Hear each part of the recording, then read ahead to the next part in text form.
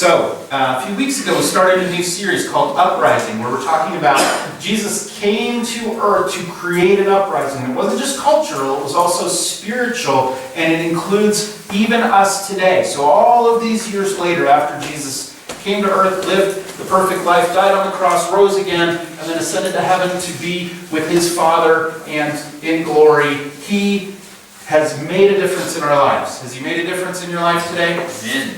Yes. A couple of people. 2 people. All right. So, the rest of us, we're trying to figure that out. And one of the things that I love about our church is we get to gather here on Sunday mornings and celebrate. It's kind of like what gets me through the week. I don't know about you guys, but I really enjoy coming together as a family, worshiping God, learning from Him, and it kind of puts me in a pretty high place spiritually.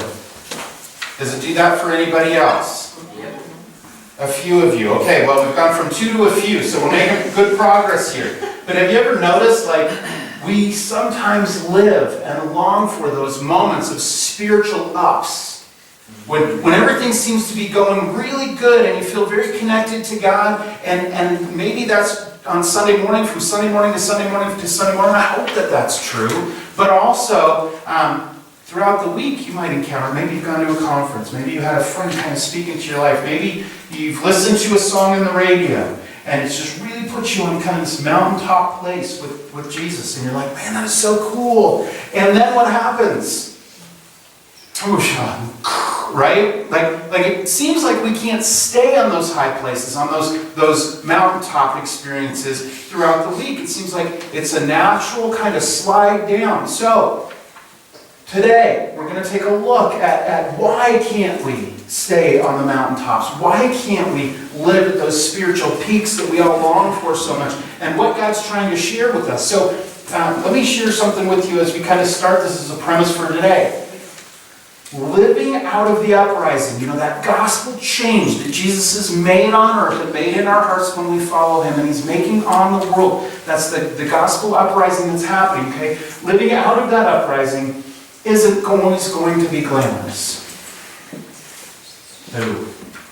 Right? Boo. In fact, it can be a lot more difficult or mundane than we desire. That's part of it. That's just part of life. And it's part of the spiritual life that we're living in. And living on these mountaintop experiences doesn't always stay that way. It's more likely going to be ups and downs, and sometimes it's going to be downs. And that isn't easy, is it?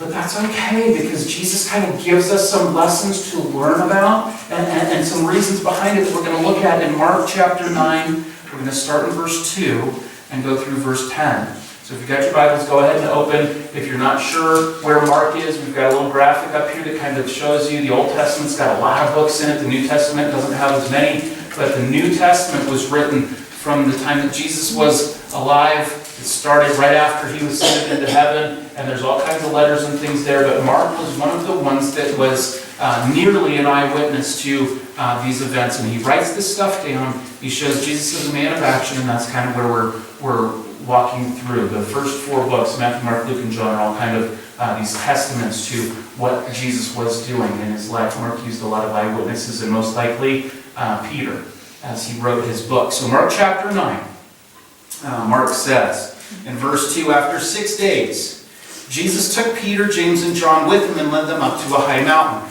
And so we talked early on when we set up this book of Mark in this Uprising series that Mark is a man of action, right? And he keeps saying, and then the next thing that happens, and the next thing that happens, and immediately Jesus went to, he uses the word immediately in his gospel a bunch of times. Go ahead and read it and count them and see how many times. Because he's constantly showing that Jesus was this man of action who's doing something. And yet this chapter starts out and says what?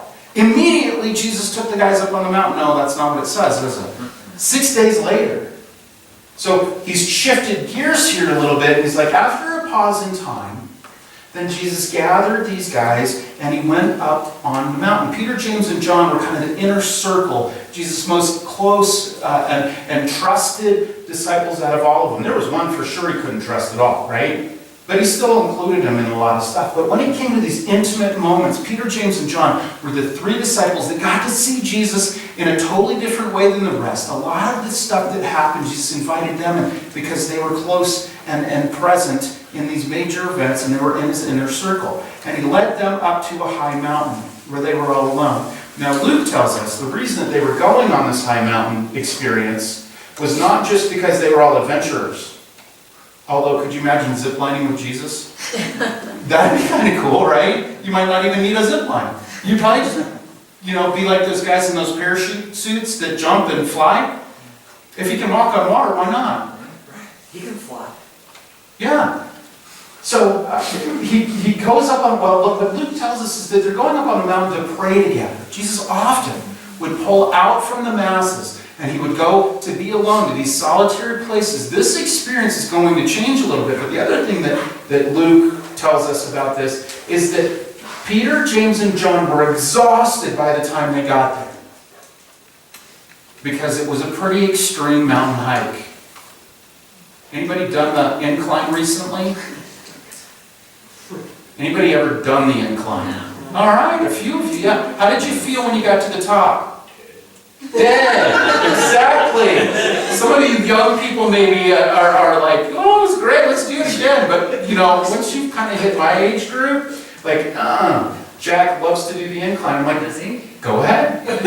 I'll wave at you from the bottom, but I'm not going up to the top because it's a pretty extreme kind of vigorous activity. So that's what's happening here. Jesus leads Peter, James, and John up this long mountain. They're all exhausted. They're going up there to pray. Peter, James, and John are taking a nap. And listen to what happens. He led them up a high mountain where they're all alone. And there he was transfigured before them. The Mount of Transfiguration. The Mount of Transfiguration. That's exactly where we are today. There's some interesting things that comes out of that. Because have we seen Jesus do this before? No. What does transfigured mean? You know what word we get from the word transfigured? Transformers. No. Metamorphosis. Metamorphosis. Some of your translations might even use that word, I'm not sure. But metamorphosis is this word that means meta, to change, and morphos, appearance.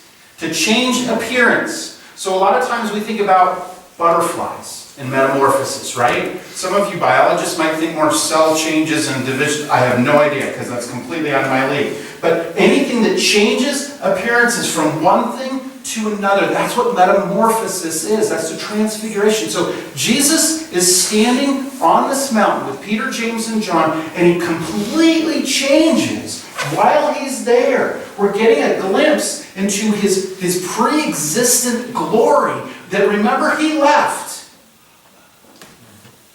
to be born as a baby and to live on the earth. Metamorphosis. He changes right before them. And some of you that have had stains on your clothes are going to love this part. His clothes became dazzling white. Whiter than anyone in the world could bleach them. Even the OxyClean guy cannot stand up to Jesus and God's ability to purify and cleanse. You know what that means for us, guys? We'll never have to do laundry. We'll never have to do laundry. But the reason that Jesus is standing before them is all for this. He will wash us white as snow, whiter than any garment cleaner could clean you. Jesus' blood can do that. He says, I am here for one thing and one thing only, that you might have relationship and know God my Father. And he's showing us. It's in his nature. So when he's on this mountain and nobody else is kind of watching, Peter, James, and John have come up here, and by the way, they're kind of asleep at this point, and he's standing there, and he's transfigured, he's transformed, he's metamorphosized into his original glory, which, by the way, is brighter than anything that we can compare to, and he offers that to us. Watch. While he's standing there, a couple of other people join them, Elijah and Moses.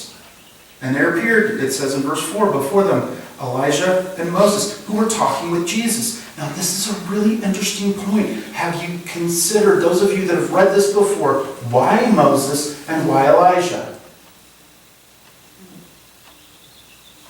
Moses was God's appointed leader to take his people from Egypt, slavery, and free them through the process of sending plagues on the Egyptians and showing his glory, leading his people out. Moses led them through. Moses was also the one that received the law from God, so that all of the people had these rules to live by that would help them understand who God was, why God loved them, and what God expected from them.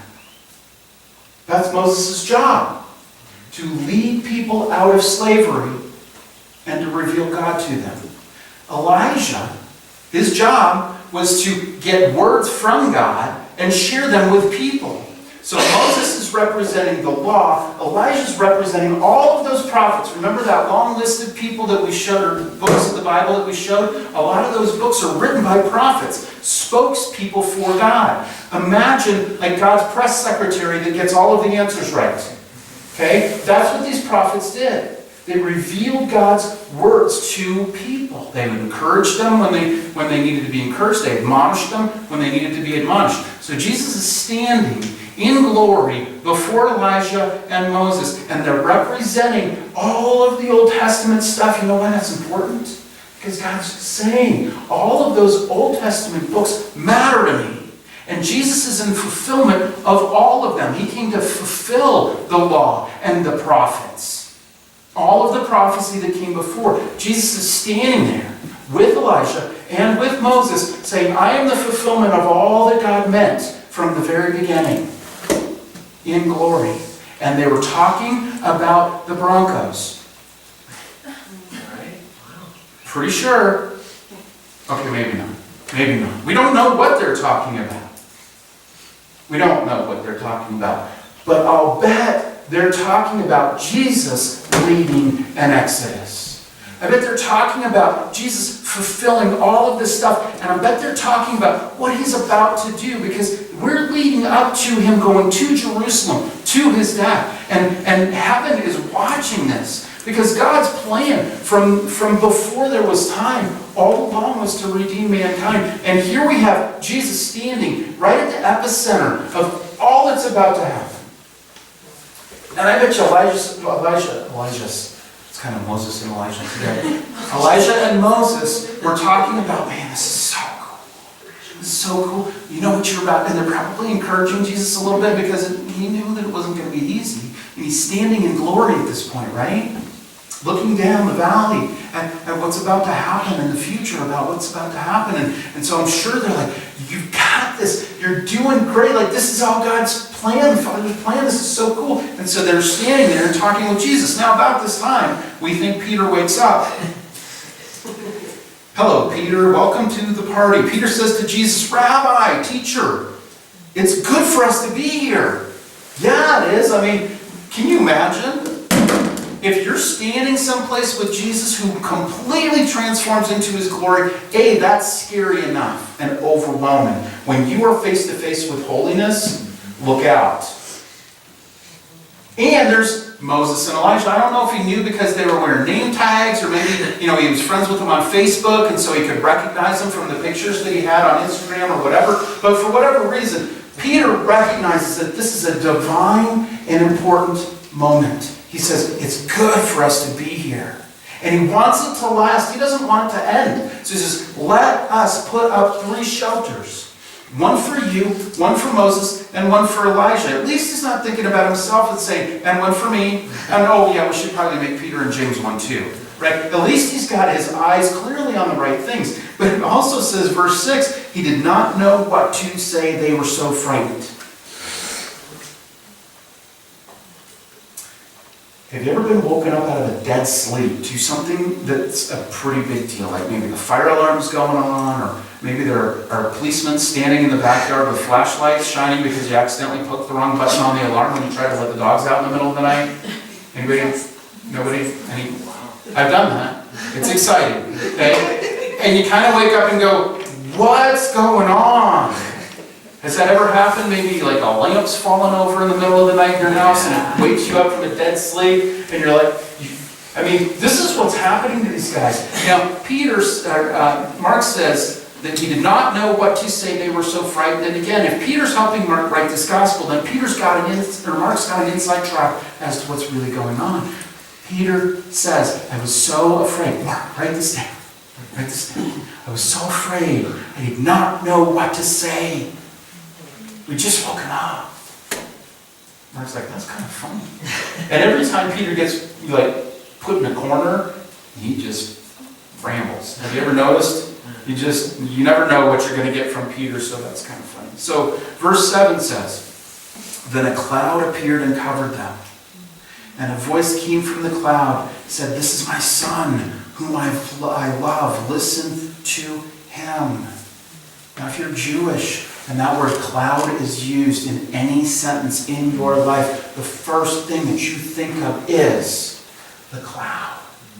The cloud that inhabited the tabernacle when God came down and led his people. The cloud that helped them move out of Egypt into the wilderness. The cloud that led them into the promised land. It was a cloud by day and it was a fire by night. And it's called the Shekinah glory of God. And so the word cloud would have immediately triggered, oh, that's the presence, the Spirit. Maybe that thing that fluttered over the water in Genesis, that incredible thing that surrounded the mountain when Moses would go up to it, that everybody was afraid of, that thing that inhabits the temple and the tabernacle when they dedicate it to God, that very presence of God, and they're in the midst of it.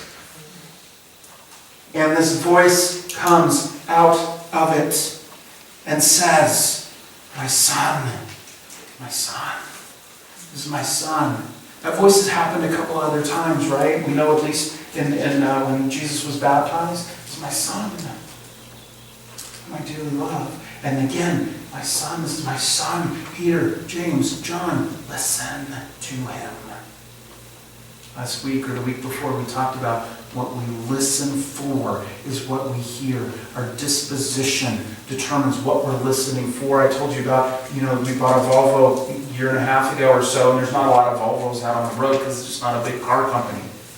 But once you have a Volvo, you see Volvos every day when you drive anywhere, right? You see it on TV commercials, you see it in different shows on TV, you see it when you go into the grocery store. You just see them because now, I have one.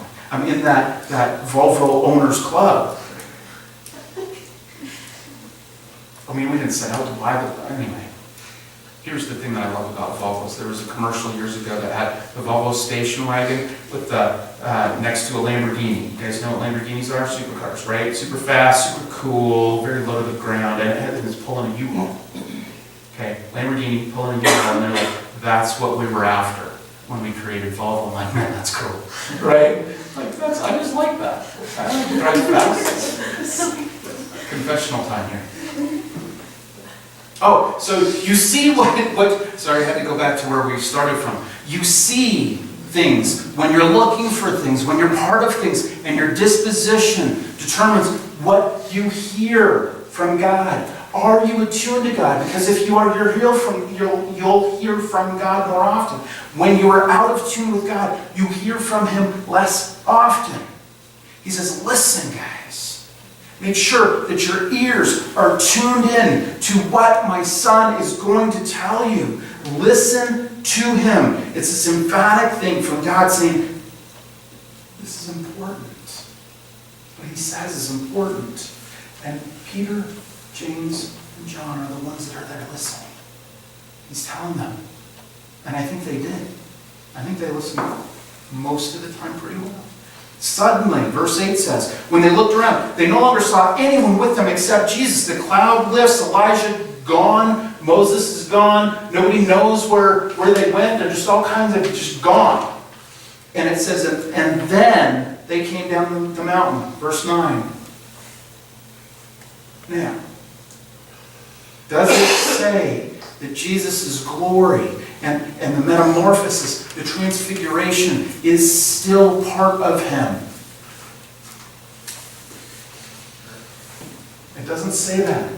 It doesn't say that in Jesus' transfigured state, they start going down the mountain. No, it says they start going down the mountain. And Jesus gave them orders not to tell anyone what they'd seen. Don't tell anybody what you just saw.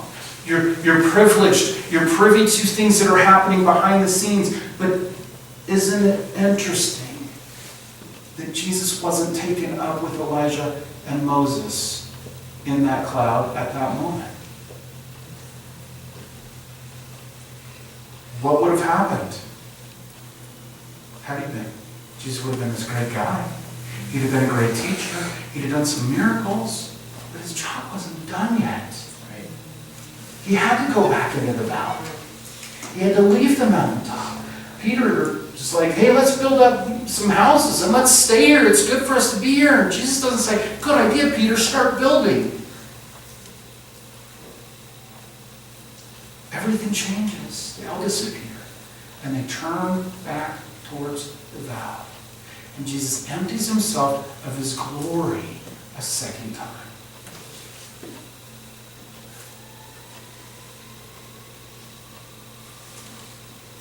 It's huge. Just in case you're not sure how much Jesus loves you, he could have gone to heaven at that moment. He said, no, my work's not done for them. My work's not done for them. His glory is so far beyond what we understand and can imagine. And yet, second time, he empties himself. He comes down the valley, goes to the cross, he identifies in humility with humanity. He empties himself second time to do it. The reason that he does, so that any one of us can go straight to God the Father and find forgiveness, find eternal life, find access without any fear of God. He says, guys, we got to go back. Don't tell anybody. Verse 9, don't tell anybody what you've seen until I have risen from the dead. Until I've risen from the dead. I love it. Because sometimes I'm like pretty dense. You know, Trish will tell me to do something and like 30 seconds later, what did you ask me to do? You know, it's kind of one of... Those of you that aren't laughing, you know, there will come a time in your life where you'll be like, wait, what? You don't understand. Like sometimes I have to read things a couple of times. Sometimes I have to listen to what somebody's saying a couple of times, right? I don't understand. And Jesus is saying to them, guys, I got to die, but I'll be resurrected. I've got to die, but I'll be resurrected. He says it 3 or 4 times, maybe more, to his disciples. And still what we find is disciples going, wait, what? What? Huh? Because it says right here, so they kept the matter to themselves. But can you imagine they're kind of coming down the mountain, you know, at this point Peter, James, and John are like, Jesus, you go ahead, we got to talk. What does he mean? I thought you might know. I don't know. He's right there, ask him, you know, kind of that. But they don't understand. And he kind of says, look, don't tell anybody, because this isn't going to be understood until after I've been raised again. And since it hadn't happened, they don't really know. They don't get it. So a few short verses. The transfiguration is what this is called. The metamorphosis of Jesus, kind of revealing and returning to his pre-existing state of glory. So what do we know? Well, we know that Jesus is fully human. And we see these glimpses of him kind of revealing the deity inside of him. So he's also God. This is a huge verse just to help us understand that there are components of him that are both and. Okay? Both and. Fully human, fully God. He limits his God parts to be identified with humanity. So his pre-existing glory, he puts on hold and he says, okay, I'm not going to be that right now while I go back down into the valley. But he's also showing us what's possible through having faith in him. And what is that? Incredible transformation. Incredible transformation. Now, we're not going to have our clothes all bleached whiter than any person in the world can bleach them to right here on this planet. But our lives are changed. And when God looks at us, that's what he sees. From the spiritual realm, he sees you standing before him white as snow. When you put your faith in the work of what Jesus, why he put his glory on hold, and why he went to the cross for you. And he's resurrected so that we can have hope of eternity with God. And we can have relationship with God just like he does. So he says, Father, I'm going to live the perfect life. The life that you and I cannot possibly live. He lived. And then he said, and then I'm going to pay for all of the sins that those people have with my life. Because the wages of sin is death. He says, I'll take their payment for their brokenness. I've lived perfectly and don't deserve it. So that I can transfer my righteousness to them, their sin to me, and I will pay the price for that. So that they can stand before you in righteousness and in white clothes.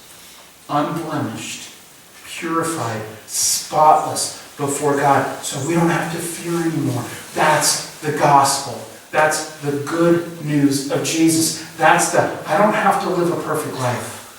Because you know what? You can't. You can't.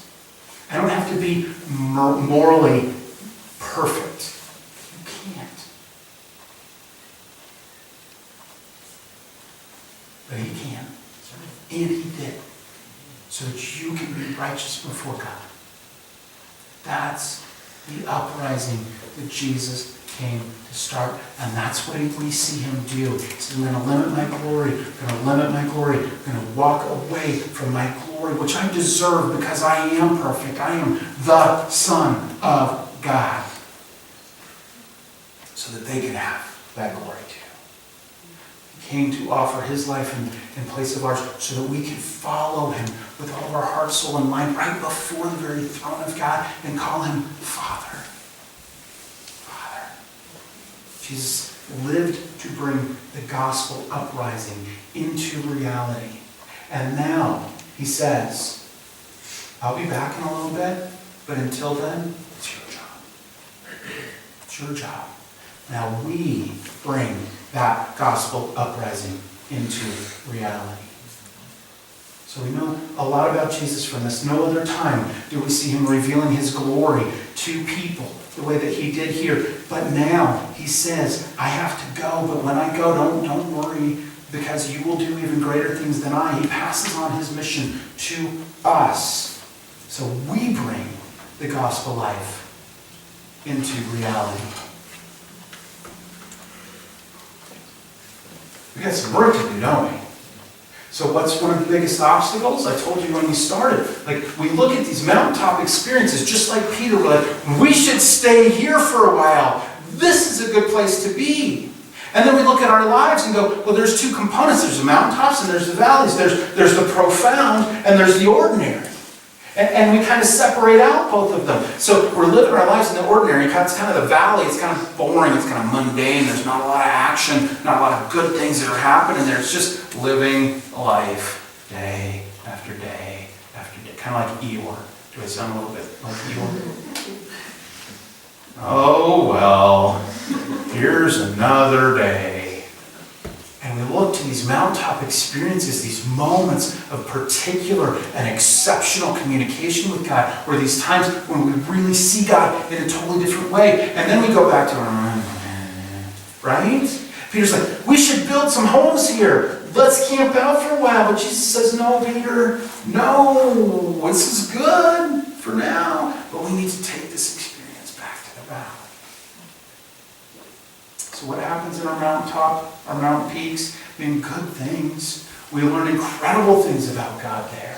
Incredible things. We should seek and strive to have these mountaintop experiences. And my hope is that on Sunday morning at 9 o'clock and 10:40, when you come to this church, that's one of those times for you. where we're pouring over God's Word together, we're worshiping God together, that something's happening in this space that is a lot like a mountaintop experience, so it can help you get through the week. My hope is that in this time you are learning and you are growing and God's revealing more of Himself because He longs to. And if you're not encountering those things, ask, seek, and knock. He says, and the door will be open to you. If any of you lacks wisdom, He says, ask me for it and I will give it to you beyond measure. Like, look, the good news is our God isn't like, try to tell if I love you. Right? No. He says, I'm just right here waiting to show you.